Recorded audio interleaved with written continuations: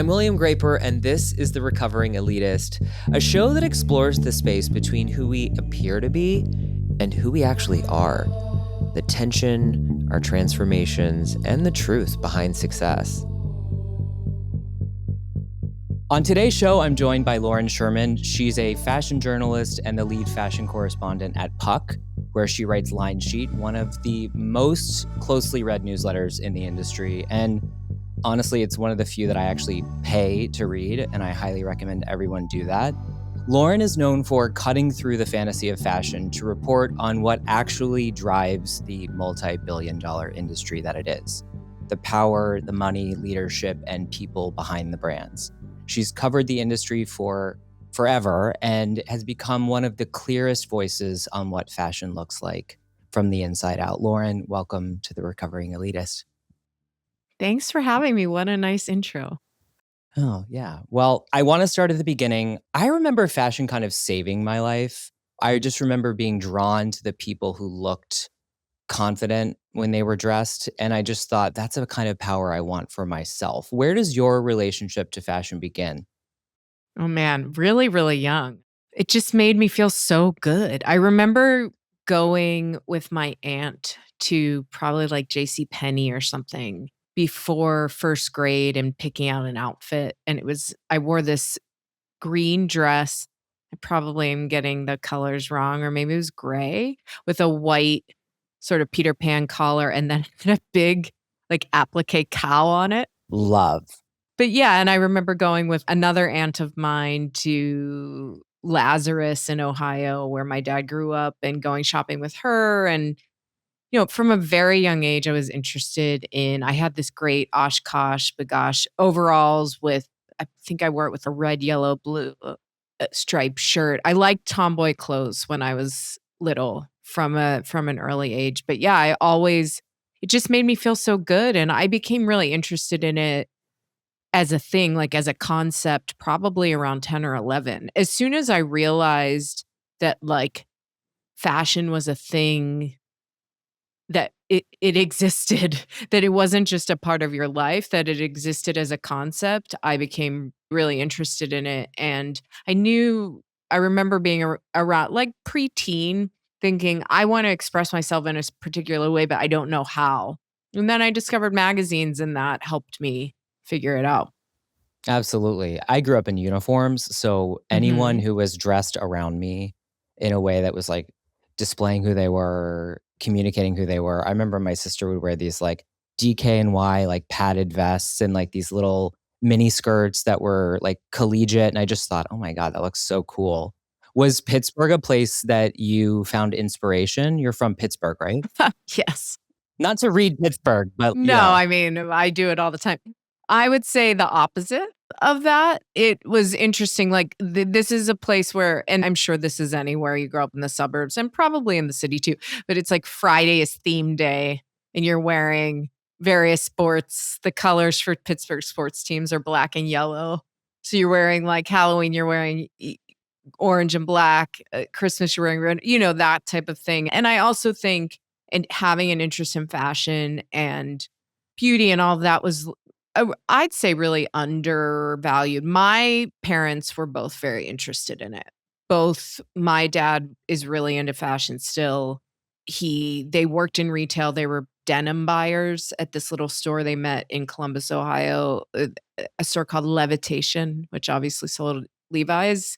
And when you worked at those kinds of stores in that era in like the late 70s, if you were a shop girl, you also tended to be the buyer. So my mom like got to go to New York to the denim trade show and buy product for the store, things like that. So I think it was sort of in my blood. And my dad's mother is Armenian, but she grew up in Marseille. So she was very interested in fashion and aesthetics. And even though his dad was a contractor and he grew up in like right outside of Columbus in like farm country, there was a different, I don't know if it's a level of sophistication, but just a level of understanding of what fashion was. And Mhm. I love looking at photos of my parents from the 80s. They were not together for very long, but they both dressed really well. My mom was really in the 70s, like really into Halston and Calvin Klein and all of that. So I had it internally. I'd say at school, it wasn't like I didn't have many friends until probably high school that were into fashion, and it was still not in the same way. I did have one friend, my prom date, Brad McElrath, who became a designer at Dick's Sporting Goods and went to SCAD and was cool. Oh, that is cool. Yeah, but that wasn't until the end of high school. I would say that my interest in fashion was unique, even at a giant public school in the suburbs of Pittsburgh. What did you wear to prom? Can I ask? Oh, yeah. So, we really didn't have a lot of money growing up. I would have loved to wear a Betsy Johnson or a Calvin Klein dress or something like that. The Mm. big place to go was like Cachet, and you would drive a lot of people would drive 5 hours across the state to the King of Prussia Mall, which is like outside of Philadelphia, and go to Cachet and get a prom dress there. We weren't in the position to do that, but I can't remember. Oh, yes. So junior prom, the one I went with Brad, I was very inspired by Gwyneth Paltrow wore this Calvin Klein gunmetal gray taffeta ball skirt with a black twin set to, I believe this was all her Shakespeare in Love era. Yes. I believe to the Golden Globes or something like that. It wasn't the Oscars. So I wore a gunmetal gray dress that I got at Macy's that was like a prom brand and a black little button-up cardigan on top. And then for senior prom, this was also mildly inspired by her Ralph Lauren pink Oscars dress. I was like a big Gwyneth fan in high school, like really loved her style and was in high school from 96 to 2000. So like the exact right time of her kind of peak of fashion peak. But my senior prom was more, I got like, from off price stores, I wore a tulle, like hot pink skirt that I believe was Laundry by Shelley Segal, which Mhm. was a big brand back then. And it was floaty. And then I wore a hot pink ribbed tank top with it. Amazing. So yeah, that was really good. I would tweak the first prom look. And then I wore the thing I wore to homecoming. I don't want to talk about it in senior year.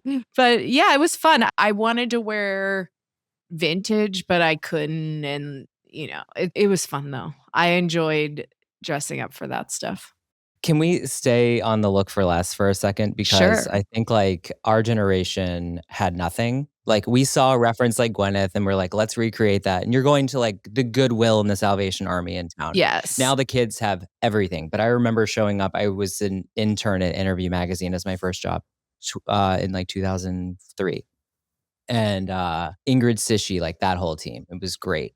But I remember Prada doing a men's show where there were, like, men in belted cardigans, and I showed up the first day in a belted cardigan thinking it looked great. It doesn't. Yeah. It never does back then. Now Yeah. you could totally replicate it, but do you have a look for less moment that was just not right?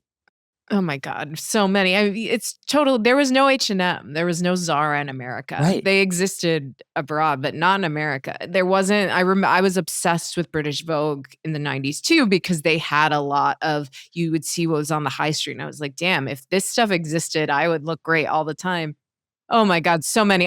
One thing that I used to do was I went through a real '60s, like late '60s phase, and we would buy like old men's corduroys, and then my friend's mom would make like a patchwork. Remember the kind of patchwork up the sides of the pants? Yes. She would sew it for us. I tried to make a few of my own as well. That's when it's bad. So I had all these like patched, and then we would bleach our jeans. We would buy like shitty stuff at like dead stock from Goodwill or something, and then we would bleach jeans. I was constantly doing stupid stuff like that. Those patchwork pants, oh my god, I had so many different versions, and I mean, I guess it was fine, but yeah, there was no. Like, I remember, but I was flying to Newark, New Jersey from Pittsburgh to visit my uncle, and I sat on the plane. I was probably like 11, and I sat on the plane with a 13 or 14-year-old from Manhattan. She was like going home or whatever. And she was like, we go to the Betsy Johnson bin and we get stuff for $5. And I was just like, this person is living a life that I will not. I guess I did achieve it. You achieved it for and you are somebody who, you know, you're somebody who helps continue to sell the fantasy of fashion because we all love the aspiration and fantasy, but you're also somebody who really talks about the truth. And I think maybe I'm hearing about your parents and what they did, and you had an opportunity to see the business side of fashion early on, it sounds like. Well, they weren't doing that by the time I was conscious, but I think there is something about it, like, being in your blood for sure, and having an interest in it.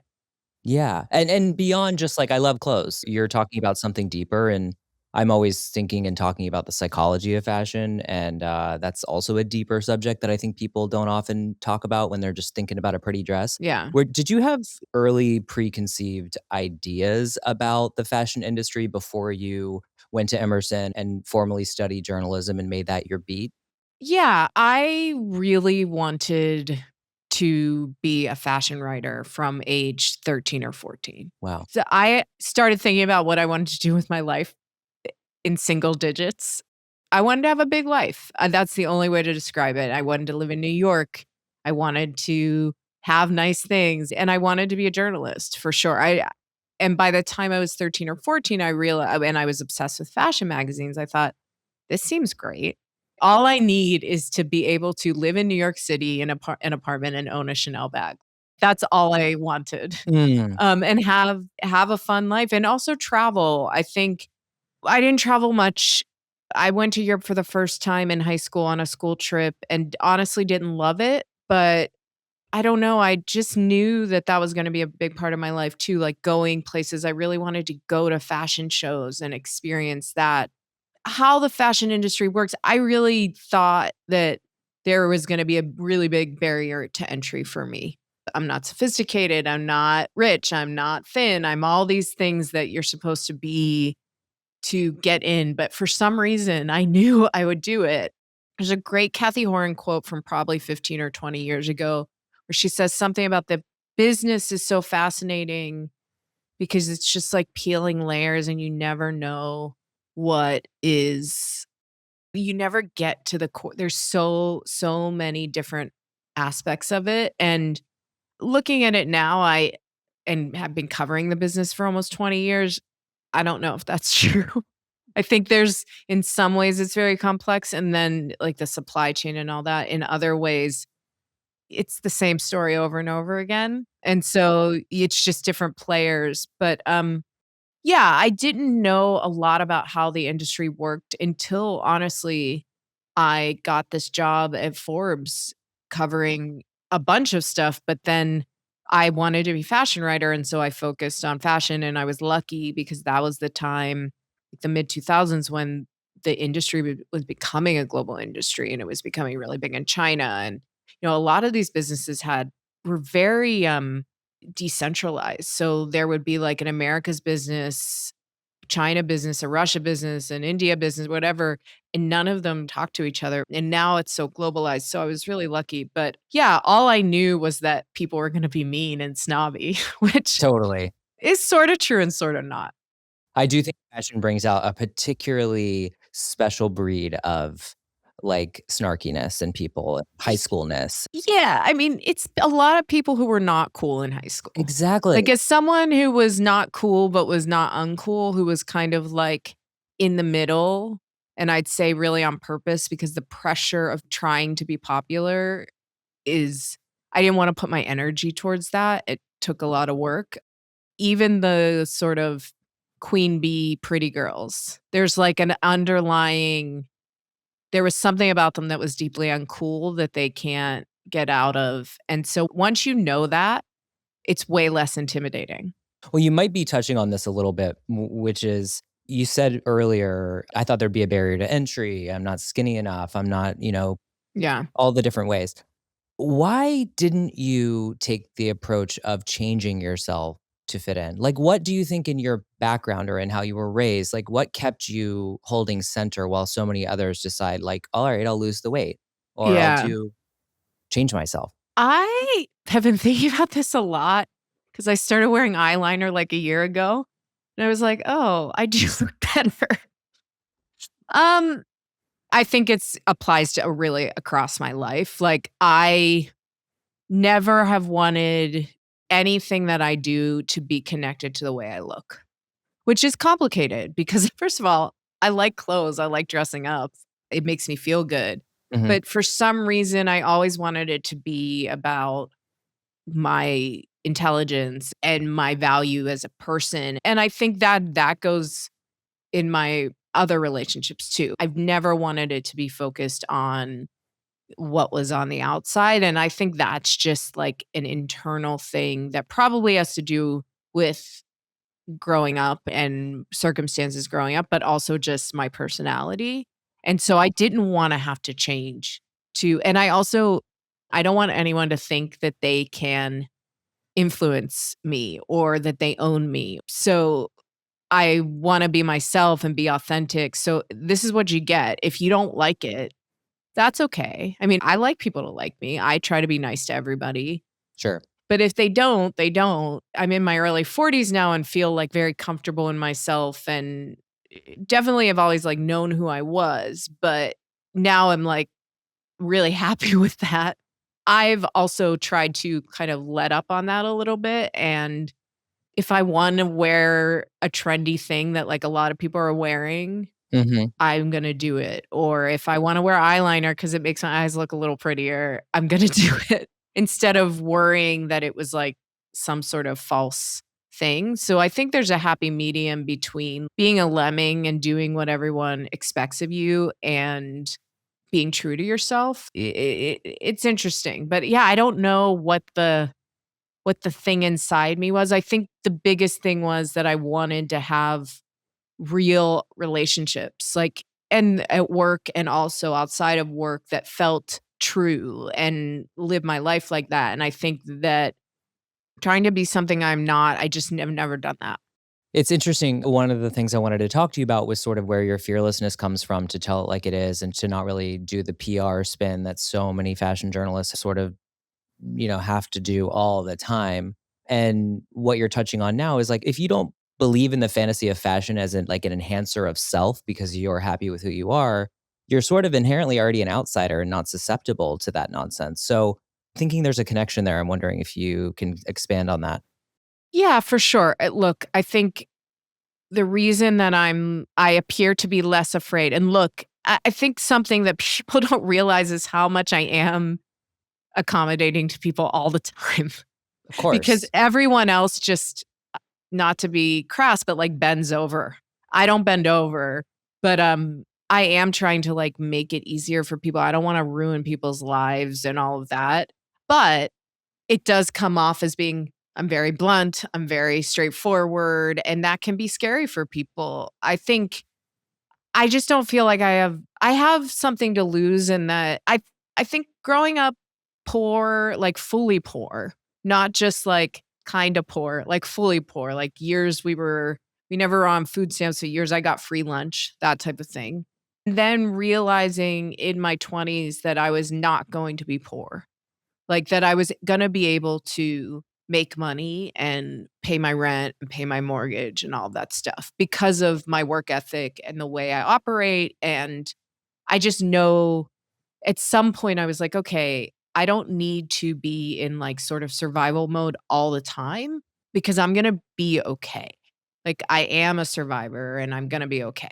I think that's what it is, that if someone gets pissed off at me and doesn't invite me to a fashion show for 5 years, it sucks because I like going, but honestly, fine. Are you talking about the Kathy Horn fiasco where she's not invited back with Eddie Slimane kind of thing? Because that really happened for people that are listening. That was That real. it happens to me all the time. Oh, yeah. Way worse than what Kathy has endured. And it happened before Puck, but it happens a lot now where, like, I get invited and then they're mad and then I don't get invited and then they start inviting me back because the designer likes me and the blah, blah, blah, blah, blah. And it's sure, I wanna go, and I think it's valuable to my reporting to be at these shows, but it's also not the most important thing, and a lot of people go. And I think that's the difference, like, I'd rather have the right story and tell the truth and make it better for everyone than not tell it Right. and go to these shows and have 25 minutes of maybe torture Sometimes glory, but maybe torture. And I think that's the sort of difference. I'm not worried about being like excommunicated from anything or not being a part of it because I don't feel like I'm a part of it in the first place. So Right. I think that is, as someone who's sitting here wearing head to toe Phoebe Philo, Love. but also like has written incredibly critical and revealing things about Phoebe Philo's business that I'm sure that that company is not happy with. But you know what? Like, yeah, that's what it is. Like, I do really love fashion, and I think it comes through in my writing, but I also don't like when people lie, and there's a lot of lying that goes on in this business, and I think if I can even reveal a little bit of it, it's gonna make the business better in the future. I don't wanna work at one of these magazines where you go write a profile of the designer and they get pre-approval of the copy, or the brand gets mad about one thing and fact checking, you have to take it out that's not even that revealing. Like, that's not fun. The only thing that's fun about being a journalist is revealing new information. Not the only thing, the most fun thing to me. And so I'm always going to be okay, so I might as well do it the way I think you're supposed to do it, and I make plenty of mistakes, but it's really fun, and it's been such a satisfying career. I feel so proud that I got to do it and so happy, and that I'm still doing it. I've been doing it for 20 years, and I've wanted to do it for 30. That's kinda crazy, you know? Wow. Yeah, I mean, you talk about the lies of the industry and, I did you read the Condé Nast Empire of the Elite book? Yes, of course, Okay. big fan. So, I wanna dive into it because I just think overspending as a business model and that sort of pretending that we have more than we have to signal wealth and wellness from a corporate standpoint, and a brand standpoint, isn't that kind of built in inherently to this industry, that what we call lying? Sure, yes, I mean, the business is a full lie. The whole thing is a fraud, Yeah. and you have to sort of understand that, but there are d it's you a nicer way to say it would be it's a dream. So the thing is, if you do it right, if you do it like Chanel or LVMH or whatever, you build the dream, this false promise of whatever, and some of it's built on reality, some of it's built on fantasy, but you're able to construct something that is a very profitable engine that does contribute something to the culture, and I think with Cy Newhouse and what he was trying to do with those Condé Nast magazines, I don't fault him. I think he was a wealthy person. He came up in a time when newspapers and TV stations and things are still making tons of money, and he wanted to take some of that money and contribute something to the culture. So he made these magazines that were pure fantasy. The problem was that they never really figured out the business model. And that's okay if you're just a private company that now Condé Nast is reckoning with this, that even though they're still private, still owned by the Newhouses, they would like it to be profitable because the other things they do aren't.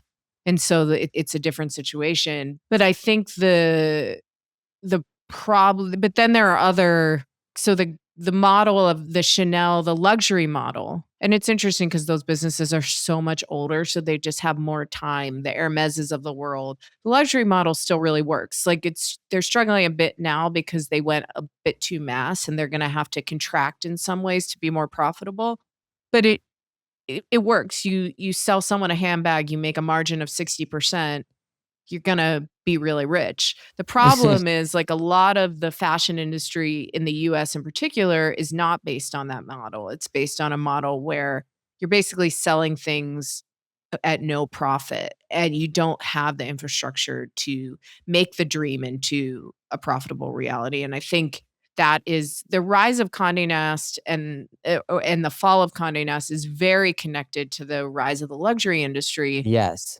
Like, the luxury industry needed Condé Nast for the first 20 years from 1980 to 2000, or really 1980 to 2010, to build up and to help sell their dream. But then technology made it so that they could sell their own dream. And you can see, as the luxury industry got bigger and bigger and bigger and a bigger center of culture, the publishing industry shrunk. And they are totally interconnected. A lot of it has to do with technology, obviously, and globalization. But it's interesting for sure. Don't you think I have this theory, and I want you to push back on me because you're actually going to know the facts of this. But like, I have a theory that the moment Vogue handed over their power was the moment they sat with the Kardashians at the Kanye West Yeezy show. There Interesting. was just this moment where it's like they should have sat in their own side of the venue and been power players that are like, come to us, we don't come to you.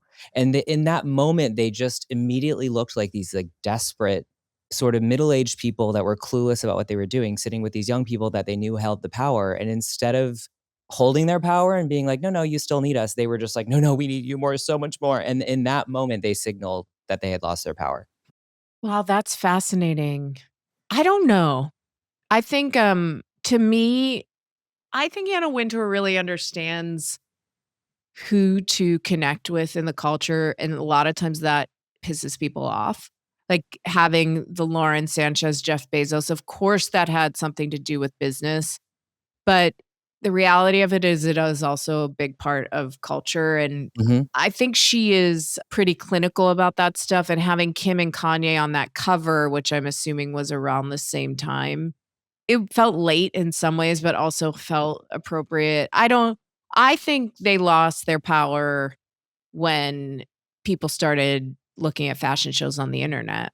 Totally. Like, to me, that was maybe they didn't realize it until that moment that you're talking about where they went over and sat with the Kardashians, but I think the gatekeeping really fell off around 2009 with the rise of personal blogs and the rise of style.com, and to me, that was the end of it, and they didn't understand like, there is a way to evolve. If you look at New York Times, or you look at The Atlantic, or you look at someone like Brian Boy, who started in 2004 on Blogspot and is a TikTok star now, there are ways to evolve, but you have to believe that you can't be complacent, and I think at the point, even 15 years ago, it's not how Anna Wintour thinks. It was I think it was inevitable, but also they made it harder for themselves by not embracing the internet. I worked at Lucky Magazine in 2011 and 12, and this was a magazine that was launched in 2000 that was based on those Japanese Mookie, I think they're called mooks. They're like magazine books that are all about shopping. Lucky Magazine should have been an e-commerce website from day one. What That's around the time Net-a-Porter launched. There's no one at Condé Nast who was thinking about that because they were still having a great time, but they were not they were so used to, and they were so spoiled by Cy Newhouse and the money that he gave them that, yes, they were successful in that they were imprinting on culture, but, like, they didn't understand how to run a business, and no one was thinking that way because they weren't business people, not even the publishers. Yeah, that's why I find it so fascinating that Anna gets credit for so many great things, but she also gets credit for being very, like, savvy and prudent, and I'm like, "But overspending as the business model isn't really the thing that works," Yeah, and I just don't think she's a business person. I think she's learned a lot more over the years, and look, she's incredibly smart, and that brand still holds a tremendous amount of value, and I think the stuff that she's done outside of the magazine itself, especially the Met, and also the sort of events and things like that, like keeping Vogue in the cultural conversation, she's done a good job with. Someone said to me yesterday that the end of the fashion industry in America could be traced back to Fashion's Night Out, which I thought was hilarious. yes. That's kinda true too. All pop culture died in 2009. But, yeah, I think she's just not a good business person. There was a thing that happened. There was a tribute at this Yale CEO conference to Bernard Arnault in mid-December, and I watched it the other day. It was a slog, but, he said some interesting things at the end, and her speech was interesting because she said that she often recommends designers to him, and he ignores her, which I know is true, and I think it's a lot to put on one person, but this Yeah. brings back the way the fashion industry works, which is that most of these people are uninventive and insecure, so I don't know what they're gonna do when Anna Wintour leaves. Like, I don't know what I'm gonna do. I love writing about her, and I love writing about all the things she does and how she operates. I have huge admiration and respect, and also think she's made a ton of mistakes, and I'm not gonna lie about them. But, they need her so badly. Like, I just don't know what these people are gonna do. It's just like it's like having the rock star leave the band, it's just it's Really. weird when they leave. You can keep making music and you can tour and make money, but it's never gonna be the same. And Yeah. I think the Kim and Kanye cover, I loved her excuse for that. It was always, the culture has been asking for it, and we're a reflection of the culture. And I think I had the same feeling about the Timothy Chalamet cover that everybody lost their minds over, because I was like, to me, it's kind of a sarcastic wink at AI. Sure, yeah, I mean, I thought it looked so bad. It looks so bad, but it was like, but isn't that the point, to like I agree, yeah. leave the audience going like, "Why are you doing this to us?" And then it's like, "Well, you're doing this to yourself using Sora. You're doing Yeah, this to it's yourself true. using I know, filters." it's Like, interesting. I doubt she was that deep about it, but in the end, you're correct. Like, I'll never forget that cover.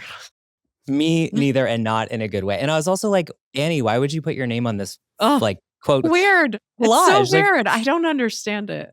I don't understand it at all. You have this incredible way of making mergers and acquisitions sort of like a succession saga that I just love to read about. I think one of the ones that's top of mind for me now is the Saks Global Oh, yeah, consolidation of Bergdorf and Neiman's and Saks and their potential Chapter 11. To me, this is similar to what's happening in other media with Netflix and HBO, Warner Brothers. for sure. Is this future of all business, but specifically fashion, to consolidate power and have fewer players to scale? Well, I think the thing that happens is consolidation, and then you break everything up because this consolidation doesn't work, and then you reconsolidate, and then you break everything up, and you reconsolidate, and you break everything up. And the luxury groups do this as well, but at a slower pace because they're managed. Luxury groups are kind of like private equity firms, but you want to hold on. So they take really good care of the brands in their portfolio. I think the problem with something like a Saks Global is the underlying business model. When you consolidate and the business model isn't, or the business is in decline, like department stores are in decline. You can't lie about that. It's just a thing. The same thing with what's going on in Hollywood right now. Like these are just businesses that are in decline, and how they decline is what it is. It's managed decline. The same thing with the media business, like the magazine business. The reason consolidation works in something like luxury, or the reason it has, is because it wasn't in decline, it was growing, and so you needed, as they say, synergies to make it work better. But you can see it in e-commerce, luxury e-commerce. Like anytime something is, the business model doesn't work exactly right, or the business overall is in decline, it's very hard to very hard to make a merger work. I was talking to a debt researcher, or a researcher who from DebtWire, who is an expert on the kinds of situations, Chapter 11 bankruptcies, that sort of thing, and he said it just never works. It just Mm. never does. And so in the end, there's going to be some sort of restructuring or liquidation or what have you. It's just a matter of when. So who do you think are the power players right now in fashion? And who are the actual ones, and who are the ones that think they have it and don't actually? Oh, interesting. Oh, that's a hard question. I think I did something a while back on I copied one of my colleagues and did Matt Bellany, who runs What I'm Love Hearing, him. which is he's so great, who runs it's our like Hollywood, inside Hollywood email. And I did Hero of the Year and Villain of the Year. And I called, the client the villain of the year, the Mm. the VIC client, and the reason I said that, it was kind of a joke, but it kind of not, because for a really long time, the last 15 years, these brands have sort of been acquiring these clients, these people who spend over 100, 200 grand a year, and anything they sell to them, they buy. They sell a collab, an ERL Dior collab, you sell $10 million in a day or a week or whatever, like, anything you're serving them, they're buying, and that's just been completely turned off. Like Mm. there isn't, and I hear it from, getting sales figures from different stores at these big brands, and as the new collections come in, it's just not what it was. And so I think they gave the client a lot of power by expanding so quickly and needing to. The reason a company like Hermes is doing so well is their client still doesn't have that much power. They still regulate how much is in the stores, who can get a particular Birkin bag. Of course, like if you spend enough money, you're going to get whatever you want. But I think there's there's an imbalance right now between the brands and the client, because forever the brands were just throwing stuff at them and they would buy whatever they caught, and now it's not like that. And so I'd say that that is the gonna be the challenge for the next 2 years of this business and beyond, I'm sure, but, like, to kind of see, okay, what will they spend money on? Because it's not gonna be what it used to be, and they don't need it. And there's another big thing is these secondhand retailers. They have so much power, where and their business model doesn't really make sense yet, but they are transforming the market. You don't need to buy something; you can get it secondhand. And Mhm. so that's changing consumer shopping patterns too. So I think, to me, those are the people. It really was like the LVMHs and Kerings of the world really were dictating everything. And I don't think that's the case anymore. And I think the power is becoming once again less concentrated as it once was. Mm. I've always thought that, like, the fashion for all and the, like, making a million SKUs to appeal to a million different clients, I always felt like that was going to ultimately cannibalize the business. Yeah. And I think your point about Hermes is so salient, which is like they still hold the power because they're keeping a lot to themselves. We see Beyonce do that in the media all the time. She doesn't give you anything, so she holds so much power because she gives you nothing. And you're waiting and begging for it. I mean, do you think brands will go back to that kind of restriction as a model? I don't know. I don't know if they can, because they have all this investor pressure. But yeah, I mean, there needs to be some sort of understanding that this isn't for everyone. And the way that they've tried to communicate that in the last couple of years is by charging a lot of money. But the problem is, like, even the richest person in the world, if they feel like they're not getting their money's worth, they're not going to spend it. And so you have to impart value as well. Mm, And when everything feels like sort of generic, that's a real challenge. And so if you look at the way, and I love the Acquired episode on Hermes because it explains this very clearly. If you look at the way they operate, it's a obviously huge business. They sell a ton of stuff. They probably sell too much in some ways, but they could sell way more and charge way more, and they don't. mm. And so it's like, it's about not being too greedy. Yes. I do think I did a piece on Monday that talked about the Dior men's collection, the first men's collection, the prices on the line sheet for pre-order versus what they were in store. And look, like sometimes prices change because materials change in manufacturing, but a lot of the prices were lower. And it did make me wonder, okay, is this company trying to figure out, like, what is the happy medium on pricing? I hope so, because I think, like, we want to buy, as fashion enthusiasts, we want to buy into this stuff, and they have to make it possible for us to do so. Right. And because if the fashion enthusiasts like it, then the high net worth, that they follow the fashion enthusiasts. So Right. I think to your point, like signaling wealth as kind of a way of creating exclusivity or having the price point be so high to keep certain people out and gatekeep is an interesting thought. But we are kind of at a peak with that where it's like you can't go much more expensive because then the people who can afford it aren't getting their quality or, it's not worth it. But to me, that signals we need to go back to brands that are signaling identity and personality yeah. because we used to have a Versace woman. We used to have a Dior woman. We used to have a Rick Owens woman. They all felt distinctly different. And you went to that brand to signal that expression of yourself. I feel like brands are now appealing to everyone and they have no identity. And that's ultimately not great for the brand. I'm curious your thoughts on that. I totally agree, and I think that's why brands like Alaya and La Mer. I was talking to a friend today in Paris, and she said the La Mer store in the Marais is just off the chain, like, there's a big line, it's really the only busy store right now. I think that's why it's been so successful. I've talked to buyers, salespeople at stores who have said that the new Celine feels it needs to feel different. It needs to feel Hmm. special. I think that's why Phoebe Philo has resonated with people because it feels like nothing else. And Hmm. that's really hard to do when you need to generate $14 billion a year in sales.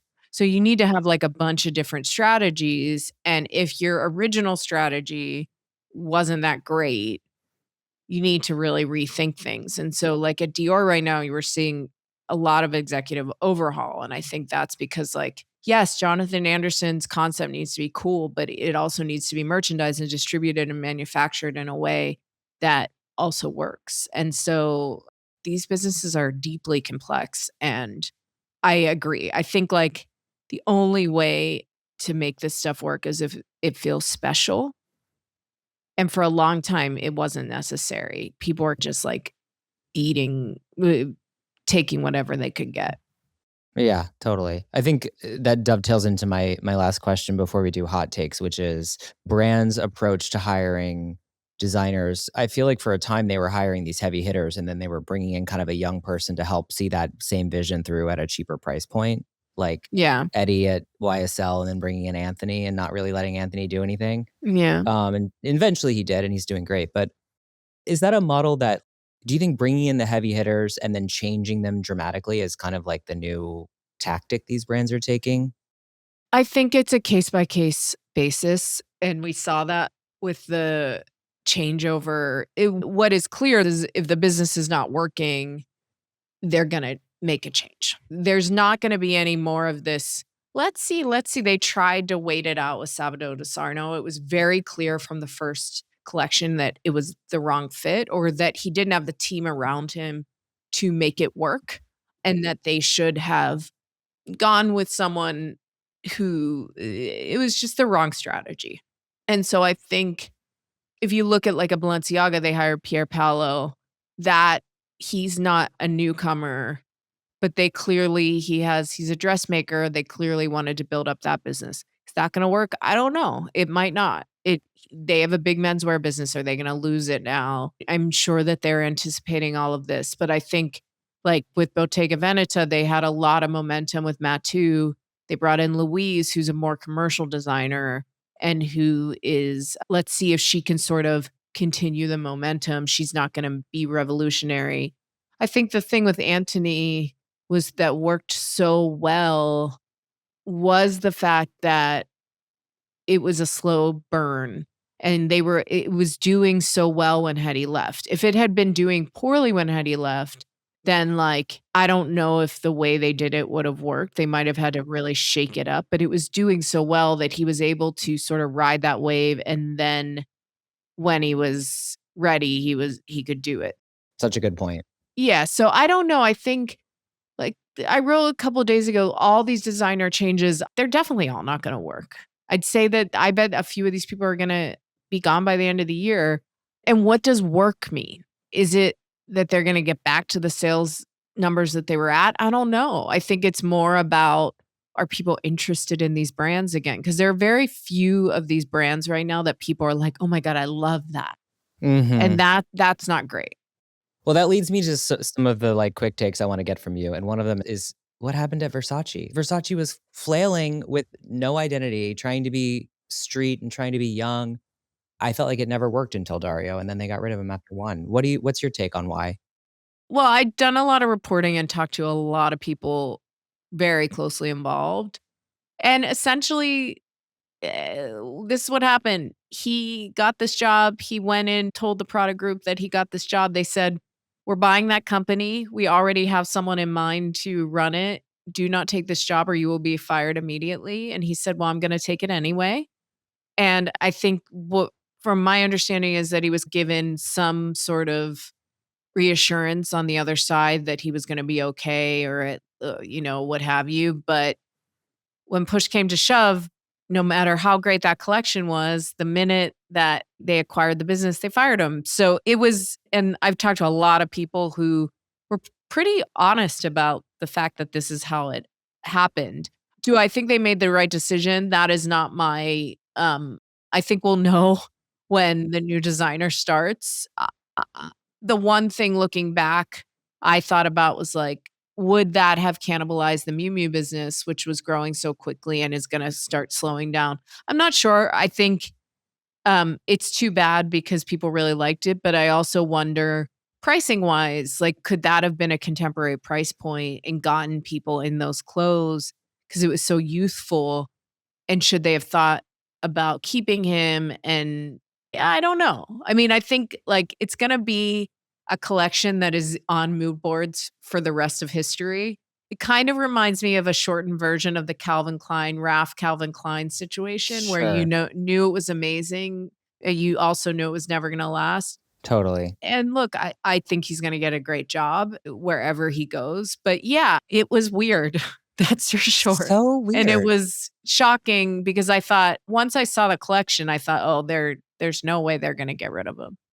I mean, either. I mean, it's too good and so accessorized in ways they could have marketed and sold such, Yeah. like, entry-level price point things. I just like, why on earth? It reminds me of when Prada came in and bought the majority stake of Helmut Lang, and then Helmut was like, "I don't wanna make denim as my only business." Do you remember E-Luxury? Oh, yeah. Oh my god. Who owned E-Luxury and where? And why do you know anything about E-Luxury? LVMH owned it. Okay, that's what I thought because that was, like, the first time I was able to buy clothes. Yeah, I think someone else owned it in the end or something, but it closed. I remember buying stuff when it was closing. I got like an Acne dress or something.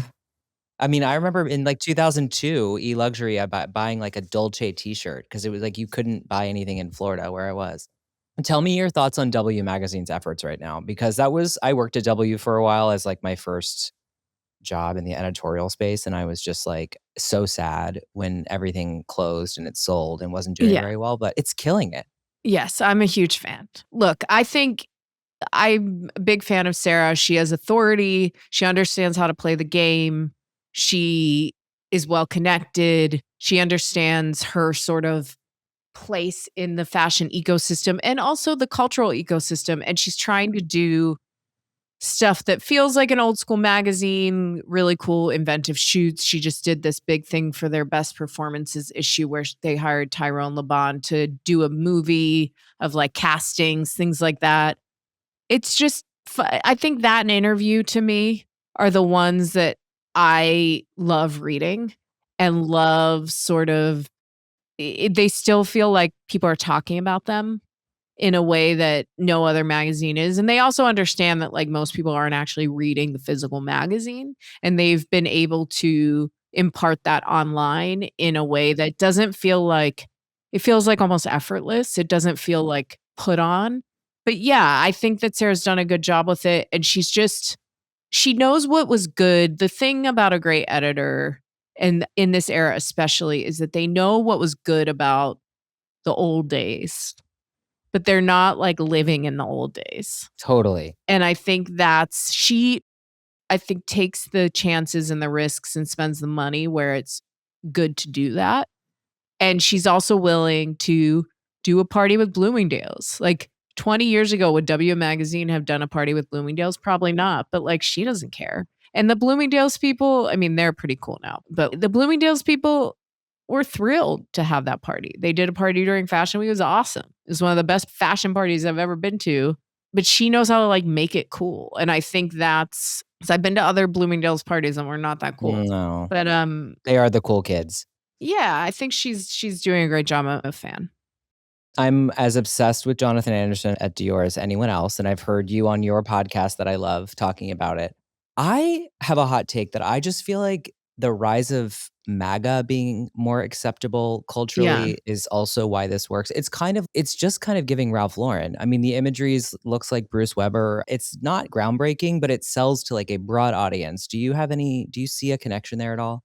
totally. I think that there is a trad thing happening in fashion that is connected to the rise of Trump and the sort of nostalgia and all of that. And also the success of Ralph Lauren over the past few years. has to do with that. I mean, they've also just really managed that brand well in the last half decade. But yeah, it's definitely a big part of it. And whether or not this Dior is going to be a huge hit to start, I don't know. But he definitely tapped into something of how people want to dress right now. That's for sure.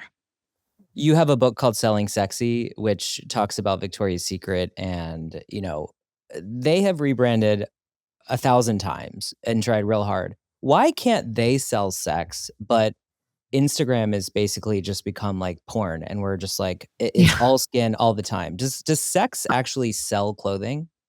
I think that's what's made it harder. Like porn. Yeah.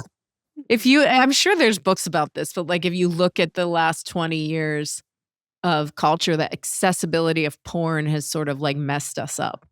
And I think that has to do in fashion marketing too. Fascinating. For sure. I think they're trying, and Victoria's Secret's doing some interesting stuff right now, but what is sexy now is what the Victoria's Secret marketers always ask. And it's hard to say because we're so desensitized or many people are so desensitized because of the exposure to porn and other like hypersexual things. I want to end on the most important question, which is, are you watching Members Only Palm Beach on Netflix? No. I don't watch any reality television. I don't either, but you have to watch an episode because it is like it's at Mar-a-Lago. Yes. I heard someone messaged me about this yesterday. It was like, you really need to watch it because it's Mar-a-Lago and you probably know some of these women and blah, blah, blah. And I was like, okay, maybe I will. I did hear it's good. The fashion politics play a huge role in the show, which is why I think you'd love it. So. Okay, I'll try it. Thank you so much for being here on the show today. Thanks I could talk to you for another hour. Where can people read and find more about you? So you can go to puck.news/Lauren Sherman, I think works, or something like that. You can go to puck.news where I write that you can sign up for Line Sheet, my daily email about the fashion industry and everything connected to it. And then I also host this podcast called Fashion People, which is available on Spotify and Apple or wherever you get your podcasts. Amazing. Thanks, Lauren. Thank you. See you soon. Such a pleasure. Thank you for listening to this week's episode of The Recovering Elitist. Our show is produced by Christopher Michael, Kelsey McWilliams, and Sasha Grinblatt, with audio post-production by Griffin James. Special thanks to Chase Coughlin for our original theme music and Justin Teodoro for our original artwork. We'd really like to hear from you. What are you recovering from? We hope you'll join the conversation on Instagram or at therecoveringelitist.com, and we hope you'll like and subscribe to this podcast wherever you get your podcasts for new episodes each and every week. Thank you for listening.